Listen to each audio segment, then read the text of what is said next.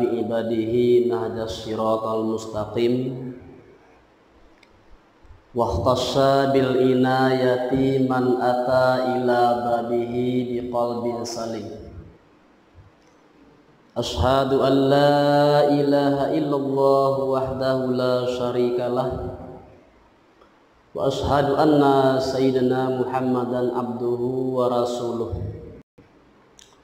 Allahumma salli wa sallim ala sayyidina wa maulana Muhammadin wa ala alihi wa sahbihi wa man tabi'ahu bi ihsani ila yaumiddin.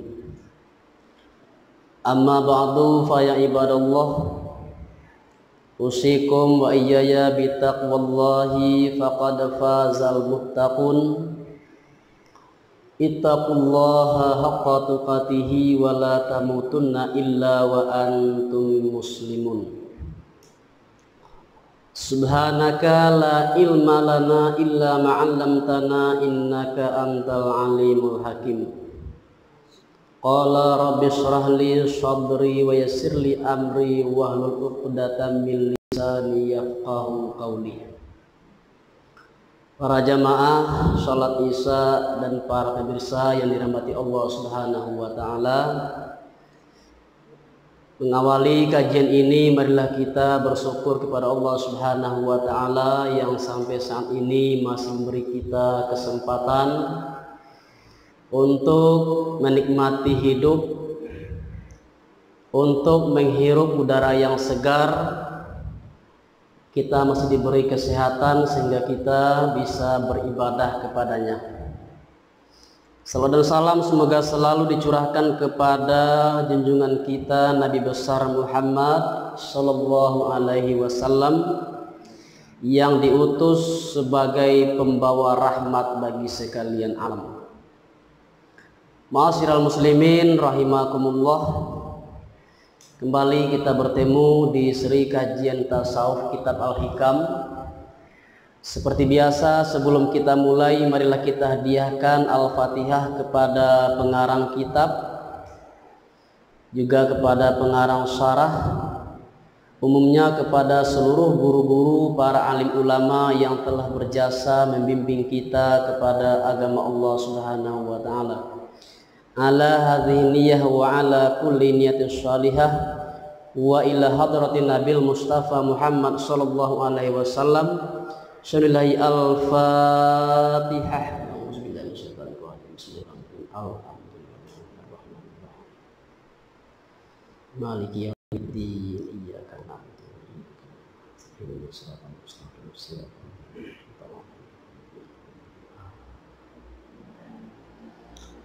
Para jamaah dan para pemirsa dimanapun berada, pada malam ini kita akan mengkaji kitab Al-Hikam halaman 31. Berkata pengarang Syekh Ibnu Athaillah As-Sakandari, aslu kulli maksiatin wa ghaflatin wa syahwatin ar-rida anin nafs. Jadi ini kalam hikmah yang akan kita bahas pada malam hari ini. Aslu kulli maksiatin, asal segala perbuatan maksiat, artinya menyalahi mukhalifati lima amarallahu bihi wa naha anhu, wa ghaflatin dan lalai, lil qalbi anil an hadratir rabbi dan lalai bagi hati dari hadrat Tuhan, wa syahwatin dan syahwat nafsaniyah dan syahwat yang identik dengan hawa nafsu. Wahia at-ta'alluqu bima yasghalu anillahi ta'ala. Yang dikatakan syahwat nafsaniyah itu adalah sesuatu yang berkaitan dengan apa-apa yang bisa membuat kita lalai dari Allah Ta'ala, membuat kita sibuk sehingga kita lupa dengan Allah. Ar-rida anin nafs, reda atau rela, ridho dari diri kita. Jadi kajian kita pada malam hari ini sebetulnya masih berkaitan dengan kajian kita pada minggu yang lalu. Jadi kita ulang sedikit. Minggu yang lalu pengarang mengatakan, menasihatkan kepada kita agar kita dekat dengan Allah, agar kita supaya kita bisa dekat dengan Allah, maka sucikanlah diri kita dari segala dosa-dosa zahir dan dari segala sifat-sifat batin yang tercela. Jadi secara zahirnya adalah perbuatan dosa, dan batinnya dalam rohani kita, dalam hati kita, sifat-sifat al-mazmumah, sifat-sifat yang tercela. Jadi kalau ada masalah, kalau kita ingin menyelesaikan masalah, tentu kita cari sumber masalah tadi, enggak? Atau akar dari masalah. Jadi kalau kita ada masalah, kita ingin menyelesaikan masalah, tapi sumber masalah itu tidak basuh, maka masalah itu tidak akan mau selesai. Jadi kini itu yang kita kaji kini. Apakah sumber dari perbuatan maksiat itu? Apakah sumber dari segala sifat-sifat yang tercela yang ada dalam rohani kita itu? Kok sumbernya kata pengarang? Aslu kulli maksiatin wa ghaflatin wa sahwatin ar-rida anin nafs. Sumber dari segala perbuatan maksiat, perbuatan dosa, segala sifat-sifat batin yang tercela, segala perbuatan-perbuatan yang mengikuti syahwat adalah reda dengan diri kita. Biijma'il arifin wa arbabil qulub. Ini dengan sepakat para orang arif dan orang yang memiliki hati. Jadi orang arif artinya adalah orang yang sudah sampai ma'rifatnya kepada Allah. Jadi orang arif semuanya sepakat mengatakan bahwa sumber dari segala perbuatan dosa, sumber dari segala penyakit-penyakit hati atau sifat-sifat tercela dalam rohani manusia itu adalah reda dengan diri sendiri. Ain maksud dengan reda dengan diri sendiri itu, kita senang dengan diri awak, kita merasa puas dengan diri awak. Jadi dengan kita merasa membenarkan diri awak itu, li'anna rida anha yujibu taghtiyati uyubiha wa musawaiha. Karena sesungguhnya reda dari diri itu mewajibkan akan menutupi aib diri dan kesalahan diri itu. Wa yasiru qabihaha hasana. Dan jadilah keburukan-keburukan diri itu menjadi baik. Jadi kalau kita reda dengan diri kita, maka kita berusaha menutupi aib atau celah, cacat celah diri kita itu. Dan buruk-buruk itu kita pandang rancang. Jadi kita contohlah dulu. Di situ ada syair di dalam dibuat, wa ainur rida an kulli aibin kalilah. mata yang jatuh cinta itu tidak melihat sama sekali akan aib atau cacat. Jadi kalau ada seseorang yang jatuh cinta sama seseorang, maka orang yang dicinta itu akan nampak rancak sadu, tidak ada cacat celah. Bentuk dulu kalau kita cinta kepada diri kita sendiri, sempurna sadu. Jadi kalau orang melihat dirinya sempurna, mencintai dirinya, reda kepada dirinya, ndak akan membiarkan ada aib itu nampak, ditutupi. Jadi salah satu ciri-cirinya adalah orang yang seperti itu, inyo susah untuk menerima nasihat dari orang lain. Saboknya memandang dirinya tidak ada kesalahan. Kalaupun ada orang memberi nasihat kepada kebaikan menimbulkan kesalahannya, agak orang awai kok takalo menjagokan, kok lupa menimbulkan. Orang yang memiliki sifat seperti itu tidak akan menerima.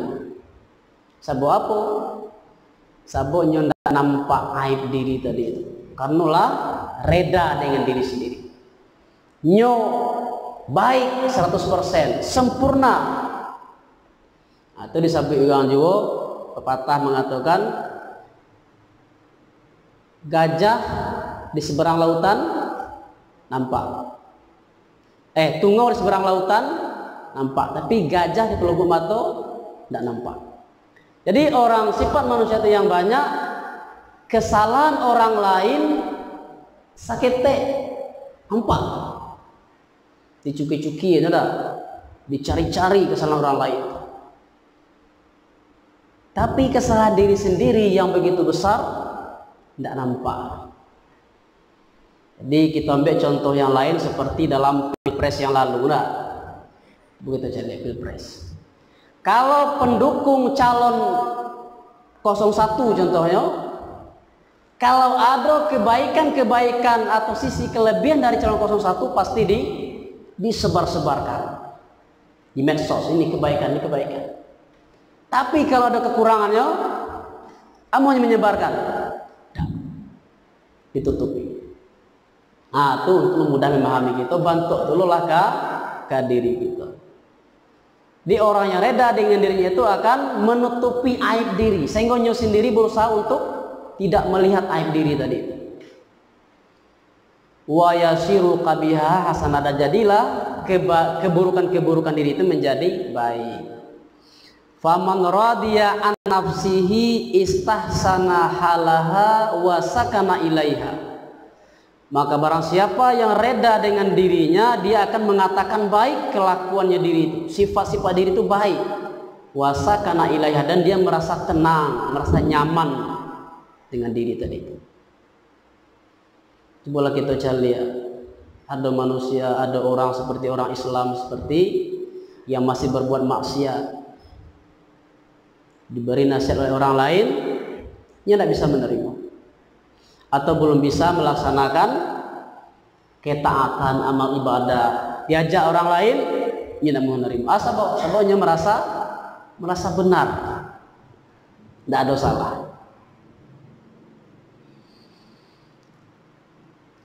Faman istahsana kulla hala nafsihi wa sakana ilaiha istawalat alaihil ghaflah anillah. Dan barang siapa yang mengatakan dirinya baik, yang mengatakan baik segala laku dirinya, segala sikap tingkah laku dirinya, dan ia senang kepada laku kelakuan tadi, istawalat alaihil ghaflah anillah, maka ia akan dikuasai oleh sifat lalai dari Allah. Jadi kalau kita lah mengatakan segala perilaku kita itu baik, maka kita akan dikuasai oleh sifat apa? Membawa kepada sifat ghaflah. Apa itu ghaflah? Lalai dari Allah. Kalau lalai itu, itulah banyak lupa, jauh dari Allah. Wabil ghaflati yansarifu qalbuhu anit tafakkur wal muraati li khawatiri. Dan dengan sebab lalai maka berpalinglah hati seseorang itu dari menghilangkan dan menjaga bagi lintasan-lintasan khawatir-khawatir hatinya. Bisa galau lintasan-lintasan khawatir-khawatir dalam hati yang membawa kepada mengajak kepada keburukan itu hilang. Tidak ada sama sekali dalam hatinya untuk menghilangkan khawatir-khawatir tadi. Fatathura alaihi na'idhin da'a dawa'is syahawat. Maka berbekaslah atas seseorang itu ketika itu seruan-seruan syahwat. Jadi kalau kita lalai, nanti bos sudah mulai banyak tiba seruan-seruan, ajakan-ajakan syahwat. Wa taghlibuhu, dan dia didominasi atau dikuasai oleh syahwat tadi. Iz laisa indahu minal muraqabati ma yadfa'uha, karena tiada di sisinya dari muraqabah yang bisa menolakkan syahwat tadi. Jadi kalau kitalah dikuasai oleh syahwat, berarti muraqabah itu tidak ada. Atau muraqabah mawas diri. Jadi orang yang sudah dikuasai oleh sifat lalai, maka tidak ada sifat muraqabah, tidak ada mawas diri, sifat berjaga-jaga, berwaspada. Artinya dah hanyut. Waman ghalabathu sahawat, waman ghalabathu sahwatuhu waqa'a fil ma'asi la mahalah.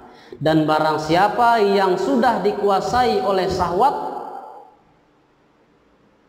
maka ia jatuh ke dalam maksiat la mahalah, tidak dapat tidak atau pasti. Jadi kalau orang itu sudah dikuasai oleh syahwat, syahwat yang mengendalikan dirinya, maka orang tadi pasti jatuh ke dalam perbuatan maksiat. Nah, jadi itu jalan-jalannya. Jadi walaupun ikut kitab tasawuf, tapi nya tetap menggunakan ilmu logika. Dari awal tadi nampak enggak? Dimulai dari reda dari diri. Kalau kita reda dengan diri kita, yang timbul sudah mulai, kita akan menutupi aib diri dan mengatakan keburukan-keburukan itu menjadi baik. Kalau kita telah mengatakan diri kita baik, maka kita akan dikuasai oleh sifat lalai. Kalau kita sudah dikuasai oleh sifat lalai, maka kita sudah hilang dari di hati kita itu keinginan untuk menghilangkan bisikan-bisikan yang mengajak kepada keburukan. Kalau sifat lalai lah menguasai kita, maka seruan syahwat akan menguasai diri kita. Kalau syahwat lah menguasai diri kita, pasti kita jatuh ke dalam perbuatan maksiat. Di ibarat ayi dari uluwe sampai ke muarwa. Uluwe tadi reda dari diri, reda dengan diri kita sendiri. Amwarwe jatuh ke dalam perbuatan maksiat, jatuh ke dalam segala perbuatan-perbuatan tercela. Jadi kalau kita ingin mensucikan diri kita dari maksiat yang zahir dan dari sifat-sifat batin yang tercela, maka tidak dapat tidak bagi kita untuk jan kita reda dengan diri kita. Artinya apa? Harus kita mempunyai sifat kritis ke diri kita. Kita harus berani mengkritik diri kita sendiri. Jadi kalau kita tidak reda ke diri kita, ada dua jalan untuk kita bisa menuju kebaikan. Yang pertama adalah kita mengkritik diri kita sendiri, kita memereso kekurang diri kita. Kita berusaha untuk mencari aib diri kita. Yang kedua, kita minta orang lain untuk menasihati diri kita. Jadi kalau seorang pemimpin yang baik itu pastinya mengatakan kepada bawahannya, kalau ada kekurangan saya, tolong diingatkan, tolong dikasih tahu. Nah, itu tanda orang yang tidak reda dengan dirinya. Tapi kalau orangnya reda dengan dirinya, dia akan marah kalau diberi masukan. Saya akan pimpinan di sini, ya gitu. Saya akan atasan, jadi harus ikut arahan saya. Jadi kunci reda dari diri. Baik, kita lanjutkan. Wa aslu kullu ta'atin ay muwafaqatan lil amri wa nahyi wa yaqzah. Dan asal setiap taat artinya mensupakati bagi perintah dan larangan. Wa yaqzah ay dukhuli fi hadratir rabbi wa tambih lima yardihi. Yaqzah artinya apa? Kebalikan dari lalai. Kebalikan dari lalai adalah sadar.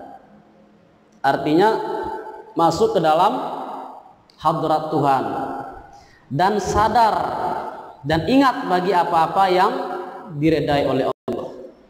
Wa ifah kebalikan dari syahwat. Jadi orang yang memelihara diri dari mengikuti keinginan hawa nafsu itu namanya iffah. Ai uluwil himmati anis syahwat.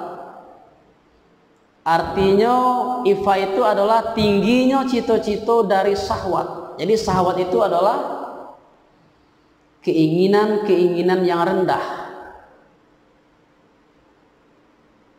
Ada murrida minka anha.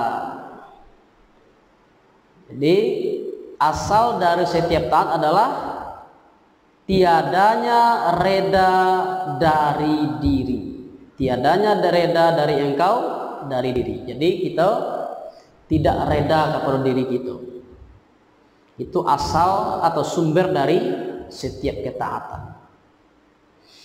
Fa inna man lam yarda an nafsihi lam yastahsan halaha. Ini kebalikan dari tadi. Maka sesungguhnya orang yang tidak reda dari dirinya, dia tidak akan mengatakan baik akan perilaku diri itu. Walam yaskan ilaiha, dan dia tidak merasa senang kepada dirinya. Wa man kana bihadzal wasfi kana mutambihan mutaikizan litawariki wal awarid. Dan barang siapa yang ini sifat-sifatnya, maka dia adalah akan menjadi orang yang selalu ingat, selalu sadar bagi segala sesuatu yang datang dalam hatinya. Jadi kalau hawa nafsu itu, syahwat itu kan selalu mewas-waskan. Kalau kita ingin melakukan perbuatan yang maksiat, perbuatan dosa itu, di mana dasarnya dulu? Ada keinginan di hati. Keinginan di hati tadi disebut dengan was-was dari syaitan atau khawatir. Jadi orang yang tidak mengatakan dirinya tidak memandang dirinya tidak baik, orang yang tidak memandang dirinya baik, dia akan sadar adanya bisikan-bisikan yang mengajak kepada keburukan. Wabitaikazu yatamakkanu min tafaqqudi khawatirihi wa mura'atiha. Dan dengan dia sadar itu, maka tetaplah di hatinya keinginan untuk menghilangkan segala lintasan-lintasan bisikan-bisikan dan menjaga bagaimana bisikan-bisikan itu tidak menjerumuskannya kepada perbuatan-perbuatan yang terlarang. Wa inda dzalika tahmadu niranu syahwati. Wa inda dzalika tahmadu niranu syahwati. Dan ketika itu maka padamlah api syahwat. Jadi syahwat yang diserupakan dengan api. Kalau seseorang itu sadar, maka api syahwat tadi padam. Fala yakunu laha alaihi ghalabah wala quwwah. Jadi kalau api syahwat tadi lah padam, maka tidak ada bagi syahwat tadi kekuasaan atas diri seseorang itu. Tidak ada ghalabah itu kekuasaan. Wala quwwah, tidak ada daya upaya. Fayatasifu hina idzin bil iffah. Maka ketika itu maka seseorang bersifat ketika itu dengan sifat iffah. Apa itu iffah? Lawan dari mengikuti syahwat, menjaga diri dari mengikuti hawa nafsu. Wa idza tasafa bidzalika kana mutajaniban likulli ma nahallahu anhu muhafizan ala jami'i ma amarallahu bih. Dan apabila seseorang itu bersifat dengan demikian, dengan iffah, kana mutajaniban likulli ma nahallahu anhu, seseorang itu akan menjadi orang yang menjauhi bagi segala sesuatu yang dilarang oleh Allah. Muhafizan ala jami'i ma amarallahu bih, lagi menjaga segala sesuatu yang diperintahkan oleh Allah. Wa dzalika ma'na ta'atullahi subhanahu. Dan itulah makna dari mentaati Allah subhanahu wa ta'ala. Di taat itu maknanya dua. Yang pertama, menjauhi segala sesuatu yang dilarang oleh Allah, baik itu yang zahir maupun yang batin. Yang kedua, menjaga atau melaksanakan segala sesuatu yang diperintahkan oleh Allah Subhanahu wa taala. Jadi kalau subalah aja belum bisa dikatakan taat lah ya. Nah, Anda mau itu taat apa? Ibadat terus, maksiat juga jalan terus. Jadi itu sempurna taat namanya. Di taat itu yang pertama menjauhi segala yang dilarang oleh Allah, yang kedua menjaga segala sesuatu yang diperintahkan oleh Allah. Jadi itulah kajian kita pada malam ini. Jadi pengarang menunjukkan kepada kita tips atau rahasia atau cara agar caranya kita mensucikan diri kita dari dosa yang zahir dan segala sifat-sifat batin yang tercela. Sumbernya tadi ridho dari diri sendiri. Kalau kita masih ridho dengan diri kita sendiri, itu alamatnya kita tidak akan bisa sukses, akan bisa berhasil mensucikan diri kita lahir dan batin. Kalau kita ingin mensucikan diri kita lahir dan batin, maka kuncinya adalah jangan kita sekali-kali reda dengan diri kita. Kita harus bersifat kritis kepada diri kita sendiri.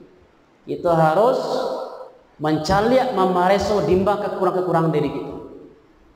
Jadi kalaupun orang lain magih tahu ke kita kekurangan kita ndak marah, ndak berang. Jadi kebanyakan kalau kita cara fenomena umum kan banyak orang yang apabila ditimbuhan kesalahannya akan membela diri, ya enggak? Jadi banyak orang itu yang mencari pembenaran, bukan mencari kebenaran. Dia mencari pembenaran atas perilakunya yang salah. Jadi yang kita cari adalah kebenaran. Jadi ada pepatah yang mungkin bisa kita kemukakan, kebenaran itu harus kita akui walaupun terbitnya dari lawan kita sendiri. Kesalahan itu harus kita akui walaupun itu terbit dari diri kita sendiri. Itu yang dikatakan adil. Jadi kita kan indah. Nah, kalau kita suku ke orang tuh, nak dosa salah itu. Batu sadoi, bana sadoi. Kalau diri kita cinta ke diri kita, pasti indah. Siapa paling kita cintai di dunia aku? Kita cinta ke pasangan kita, ya enggak? Tapi pastilah yang nomor satu itu adalah diri kita sendiri dulu. Sifat manusia, ya enggak? Contoh gini ada terjadi kebakaran, ya enggak? Siapa kita selamain dulu? Pasti diri awak, ya enggak? Itu buktinya manusia itu mencintai dirinya sendiri. Jadi karena kita mencintai diri kita sendiri, itu akibatnya kita kadang-kadang terlalu cinta kepada diri sendiri, kita reda ke diri kita nak nampak kekurangannya, kita nak nampak kesalahan diri kita. Bahkan orang lain pun bagi tahu ke kita akan mati-matian mempertahankan, membenarkan perilaku kita yang salah. Jadi orang-orang para ulama sufi itu, juga para nabi-nabi, para rasul, inyo ndak reda ke dirinya. Inyo ndak mengatakan dirinya kebaik. Makanya kalau orang memuji dirinya, inyo ndak gadang hidung. Ya, awak kalau dipuji bang, pak kira-kira pantang diabuk kadang-kadang ndak. Berarti kan harus selalu ada yang kurang di dalam diri awak. Ya. Jadi intinya adalah kita jangan mencaliak kelebihan diri kita. Biarkan orang lain mencaliak, kita harus mencaliak kekurangan diri kita. Sedangkan untuk orang lain kita harus mencaliak kelebihan orang lain, jangan kekurangan kita caliak. Kita balik. Jadi kalau yang dalam fenomena umum kita balik nak nampak itu kebaikan diri awak. Kalau di orang lain itu nampak apa? Kekurangan. Jadi kalau dalam ajaran Islam itu kekurangan orang lain, aib orang lain itu mesti kita tutup. Kalau dalam fenomena kehidupan sehari-hari, aib orang lain itu, kekurangan orang lain itu bahan untuk gosip, ya, bahan untuk gosip. Jadi itu barang siapa yang menutup aib saudaranya dalam hadis, maka Allah akan menutup aibnya di akhirat. Walaupun itu perbuatan, maaf, contohnya perbuatan dosa besar, zina contohnya, tidak perlu kita ceritakan, kita sebarkan ke orang lain. Jadi kita jago rahasia aib saudara kita sesama muslim. Sedangkan untuk diri kita, jangan kita cari kelebihan diri awak. Kita harus mencari kekurangan diri kita. Dan kita, dengan kita mencari kekurangan diri kita itu, maka kita akan berusaha untuk melakukan perbaikan-perbaikan untuk meningkatkan level ketaatan kita kepada Allah Subhanahu wa ta'ala. Wala makana rida an nafsi sa'nu min man yata'atal ulum az-zahiriyah allati la tadullu ala uyubin nafs. Nahal musannifu an sahabatihim wa muhalatihim faqal. Dan kalau adalah reda dari diri itu biasanya adalah sifat orang-orang yang mempelajari ilmu yang zahir, yang tidak menunjukkan atas aib diri, maka pengarang melarang untuk mensahabati mereka dan bergaul dengan mereka. Jadi kecil pengarang, orang yang belajar ilmu agama itu baru sampai sebatas ilmu zahir, ilmu syariat, banyak yang kanai di situ. Sebab musuh orang ilmu itu apa? Merasa dirinya apa? Musuh dari apa? Bahaya dari orang ilmu itu apa? Sifat takabur. Merasa diri awak lebih pada orang lain, merasa diri awak santiang. Makanya kata pengarang, orang yang belum belajar ilmu tasawuf, baru belajar ilmu zahir, maka sangat rentan orang tadi dilanda sifat reda kepada dirinya. Coba kita cari lihat gini di medsos, bukan hanya ulama, bukan hanya orang berilmu, orang awam pun kini banyak yang dilanda oleh penyakit. Tidak ada bidangnya bidang agama, tapi majelis ulama lo yang dihujat, dicaci maki. Contoh, orang awam tapi merasa hebat pada ulama, mengatakan merasa pendapatnya lebih benar pada pendapat ulama. Atau contoh orang yang sudah dilanda sifat takbur tadi itu. Jadi kalau orang yang mempunyai sifat tawadhu pastinya akan memandang tinggi ulama itu orang yang pakar di bidang. Artinya akan memandang hormat, memandang menghargai. Tapi kini itu yang terjadi. Jadi orang berilmu yang hanya sebatas ilmu yang zahir, maka rentan inyo akan ditimpa penyakit reda dari dirinya. Ingin menunjuk-nunjuk ilmu ke orang lain, ingin berdebat dengan orang lain, ya enggak? Ingin menunjukkan bahwa ilmunya santiang. Contoh itu, orang awam belajar ilmu tasawuf, ilmu tarikat, dilapau lah putih lo kaji, tidak? Di otak lo bang. Iko contoh apa? Ingin menunjuk-nunjuk bahwa kajinya hebat, ini sampai padahal orang tidak bertanya. Jadi menguraikan, menyampaikan ilmu tasawuf, tarekat, rumah dikadai, ya tidak seni motor tak. Tujuannya itu ingin menunjukkan bahwa kajinya santiang. Itu salah satu sifat yang melanda orang yang mempelajari ilmu yang zahir. Jadi kata pengarang, orang yang belajar ilmu yang zahir, yang reda dari dirinya, maka hati-hati jangan berkawan akrab juga tadi itu. Jadi jangan awak kalau sekedar bergaul, tapi jangan kita bakawan rapi dengan orang tadi. Karena apa? Karena adanya pengaruh dari pergaulan tadi. Itu akan dikaji pada pembahasan selanjutnya. Para jamaah dan para pemirsa yang dirahmati Allah Subhanahu wa taala, jadi itulah kesimpulan kaji kita pada malam kini, bahwa sumber dari perbuatan maksiat dan sifat-sifat tercela yang batin adalah reda dengan diri kita, dan sumber dari ketaatan adalah kita tidak reda, jangan kita reda dengan diri kita. Jadi kalau kita ingin mensucikan diri kita lahir dan batin, maka sekali-kali kita jangan reda dengan diri kita. Kita harus bersifat kritis kepada diri kita, mengkritik diri kita sendiri, dan kita juga terbuka menerima kritikan dari orang lain. Jadi kalau ada orang lain memberi nasihat ke kita, memberi saran ke kita, kita ucapkan terima kasih, alhamdulillahirabbil alamin. Jadi demikianlah kajian kita pada malam ini. Mudah-mudahan apa yang kita bahas pada malam ini bisa memberi manfaat kepada kita bersama. Terima kasih atas segala perhatian, mohon maaf atas segala kekurangan. Assalamualaikum warahmatullahi wabarakatuh.